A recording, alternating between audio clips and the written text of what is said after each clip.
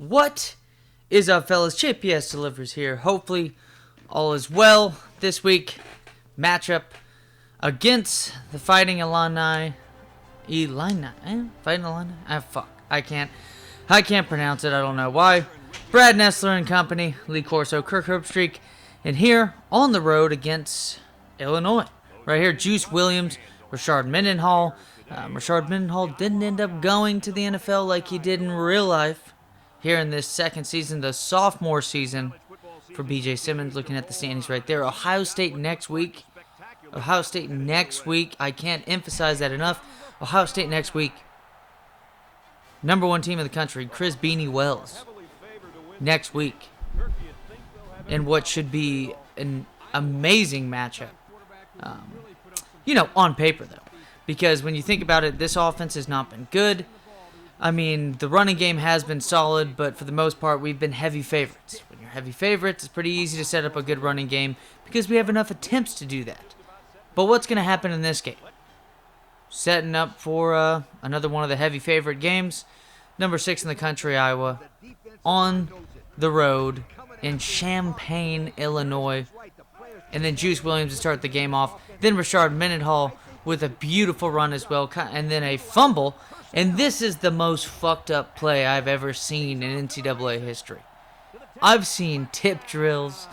We've seen the Auburn-Georgia game to where Auburn and their lucky-ass season coming out, which this Iowa team's kind of giving me the impression of that, which scares me next week for Ohio State.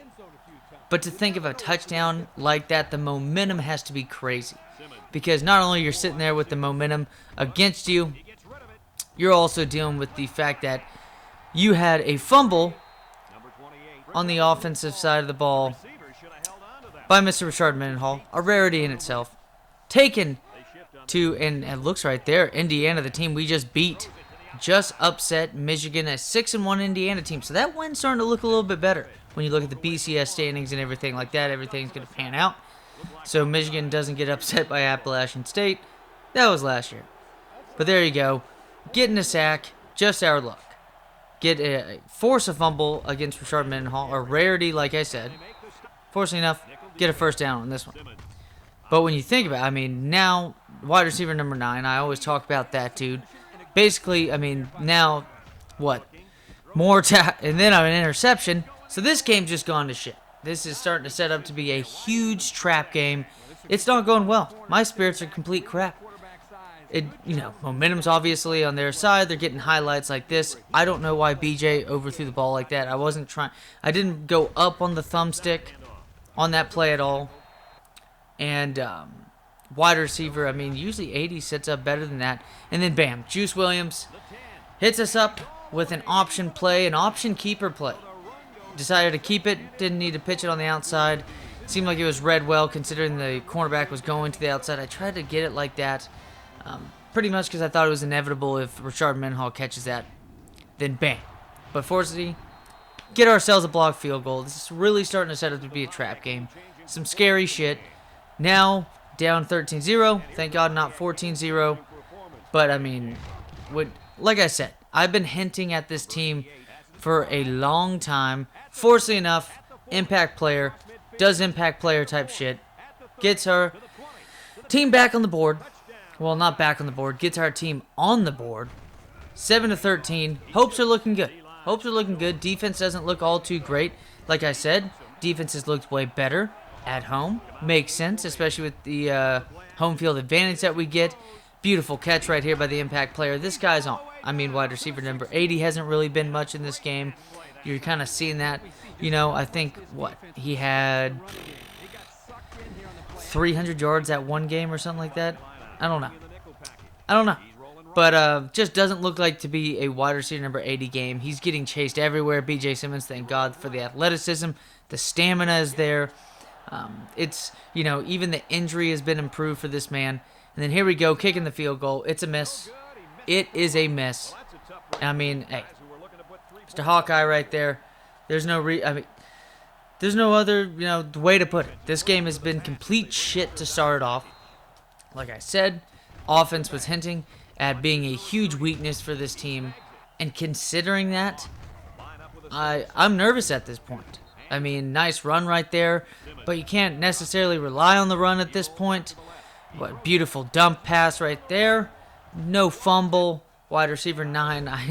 I know I stopped my little speech about him earlier, but remember that last game I was talking about how he's had more tackles than catches. Finally gets a catch on the season, and bam, our boy fumbles it. Mind you, it could have been intercepted. Did not get intercepted, but decides to fumble the ball. But there you go. And then it was just one of those lucky situations. Linebacker number 43 for this team, left outside linebacker 43, gets the stop on 3rd and 1, gets cocky, but then B.J. Simmons loves to fuck things up, and B.J. Simmons gets blocked. I thought we could maybe make a B.J. Simmons type, angle tackle to chase him down. There's no DK Metcalf on the field. This one's going all the way down. It is now 19-7. 3 turnovers, 0 turnovers. It just you're gonna make mistakes like that, especially when you're in the other team's red zone. You get that kind of play, and then here we go, outside, beautiful catch by wide receiver number 80. So when you think about it, hey, he's the trusty wide receiver on this team. I know the impact player, wide receiver number 88, scoring touchdowns, and not multiple ways considering he's most of his plays. That sucks. I would have been sick to have 2 straight catches on that one. And then right here, I should have just thrown a bullet pass. Right there, you just hit that guy. Even if it was a curl flat or a hitch right there for him, a curl flat play, he's wide open. So B.J. Simmons missing wide open players easily would have been 14-20. And this Iowa team's just not looking all too great. Look right there, just the man's running for his life. And there you go, boom. He gets fucking injured, and he's easily the glue of this offense. It hasn't been all too great. Incomplete pass by the backup right there. But fortunately enough, it was only for a quarter. And even better is at this point, with his injury, I shouldn't have thrown that ball. Even though the wide receiver, I just pressed at the wrong time. Just not executing when I need to. Nice play right there by the offense. This Fighting Illini team did a great job of keeping the lead. They're just moving the ball down the field. Juice Williams balling out. Shard Mendenhall's doing as well as he can. And there you go, 4th down. Now looking for another blocked field goal. Getting it. It's not even the guy I'm controlling. Right outside linebacker 42. Impact player. Making impact. Playmaking plays on that one. Beautifully done. We need as much momentum shift as possible. Especially when you're seeing a team that's undefeated to start the season.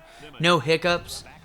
You don't want, especially the way this schedule is just going to pan out for this Iowa team and B.J. Simmons.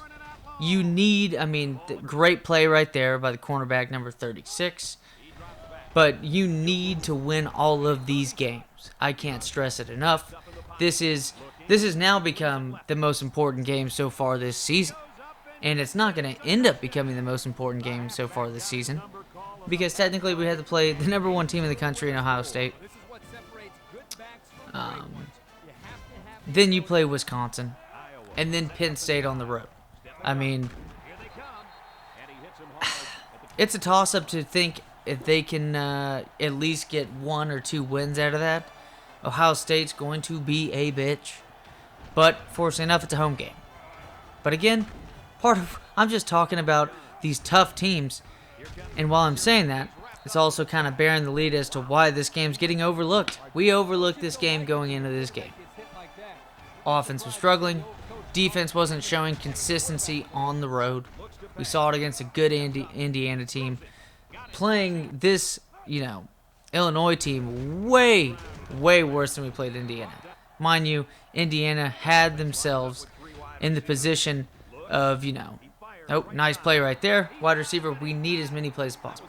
Indiana's wide receiver balling out on us in that game. And then right here, running the no huddle. Mind you, down by 20. Down by 20. And then a huge play right here. There's no more important plays you need in a game than at this moment. Momentum is going to shift drastically. 89-yard touchdown pass. B.J. Simmons, wide receiver number 80. He's easily over 100 yards on the day, even if he had a 10-yard catch. He's already had 50 yards. So this man's having a well of a day. He's just getting it done. But it's not over yet. You need to hit your guys, just like Juice Williams is hitting his guys. That's a first down right there. Nope, third down. And then, fortunately enough, he just decides to dive instead of take it to the house. This is when we start getting a little lucky. I know I'm saying that while they get a first down. But this team was beasting and feasting. I should have just gone for a pick and strafed my player right there. But speaking of getting the pick, though, beautifully done. And make the smart decision right there. You don't want to set up a first down from your 2-yard line. I know momentum shifts right there. You had the long touchdown. Now you have the interception in your own end zone. You got to make the best of it that you can. B.J. Simmons getting sacked. At this point, it just seems so fucked. Look at that. Holy shit. And then 4th and 19. What can we do? Again, 2-touchdown game. What can you do? Air it out to the best player on the field right now. You air it out to the best player on the fucking field. Getting it done. That dude's flashing. He should be a flashing circle right now. I know he technically is with the target on him, but when you think about it, flashing circle. 3 minutes, 19 seconds to go. Make it about a second off the clock when he throws that, and then a beautiful, beautiful pass, touchdown. It is now a one-possession game, fellas. One-possession game. B.J. Simmons looked like complete shit. This whole offense looked like complete shit. Now the defense is starting to play good contain. We can only hope it continues. And then, bam. We get a fucking blocked field goal, man. Holy shit. You want to talk about the trap game of trap games. We talk about trap games in real life. But holy fuck, man. When the computer's trying to set up a trap game against you, it's fucked. So we had the advantage to win the game with a straight-up touchdown to tie it and to get the extra point. But now it's just going to tie the game, and it's just not looking good. Rashard Mendenhall gets a beautiful run on that one. But fortunately enough, hey, we have a hell of a pass rush. This is one of the best defensive lines in all of football. Timeout. Cut out of that one. Highlight is a beautiful sack by left end number 94. 3 sacks on the day, 5 tackles. Dude's a star. Ball's back in our hands. B.J. Simmons in distress, and he throws a pick. That's game. That's game. It doesn't matter if you're doing real well. It does not matter if you're kicking ass finally. If you dig a big enough hole, you're not coming out of this one. Forced enough, right here. Give us a last-second chance. Clock's running down, 4th down now. Juice Williams is going to run for it. He actually adds about 10 more yards that we have to deal with for the rest of this game. B.J. Simmons now. Moment of truth. What is this man going to do? He gets sacked. 30 seconds. My balls are already sweating. So, it makes a big deal that my hands are sweating right here. Palms are sweaty. Pretty much want to vomit on my shirt already. And then just an incomplete pass, just nothing. Just being desperate with my play. And then the big one. The fucking big one, boys. Woo! Touchdown. I can't tell you. This is like the Penn State fucking game, except we shouldn't be at this point. Holy fuck. Holy shit. And to tie the game up like that, Juice Williams gets sacked in the last play of scrimmage in regular time. When your player is finally flashing in the circle, baby, you have all the momentum in the world. I know I'm throwing it up to him and just praying and using the skill of controlling the wide receiver at that point, but you are the problem if you're not going to throw it to that man again. First play, technically double covered when he attempts to make the catch. You can't stop that. And now this defense has a ton of momentum on its side. Still getting 3 yards per play, pretty much. Juice Williams now trying to set it up. This is an important tackle right here by these two. 4th down. We know how good this defensive front is. Up by 7. Can we stop them? Yes, we do. Yes, we fucking do, boys. 7-0. Number 6 in the country. Like I said, this is the most important game of this season. We have played way better teams. Indiana's probably going to be top 25 easily now. We're the only loss on their record for the season. The resume's starting to build up now. It's starting. Maybe this is a wake up call.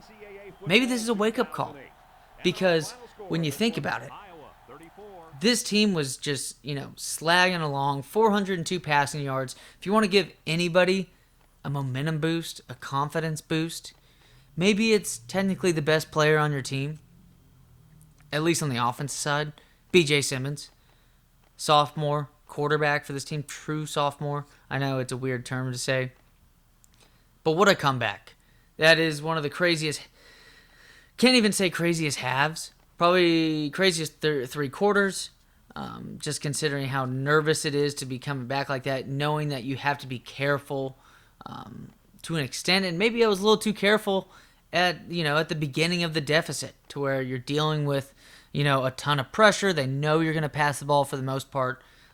Fortunately enough, he's athletic. He is athletic. We've seen him run for touchdowns. He's not super fast, but he's athletic.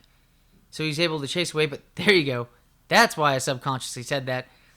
306 yards on the day on 6 catches, averaging 51, 4 TDs. He is back up to the number 1 yardage wide receiver in the country. He's on pace again. And against Ohio State, we need him again. What a win. As always, fellas, take it easy. See y'all next time.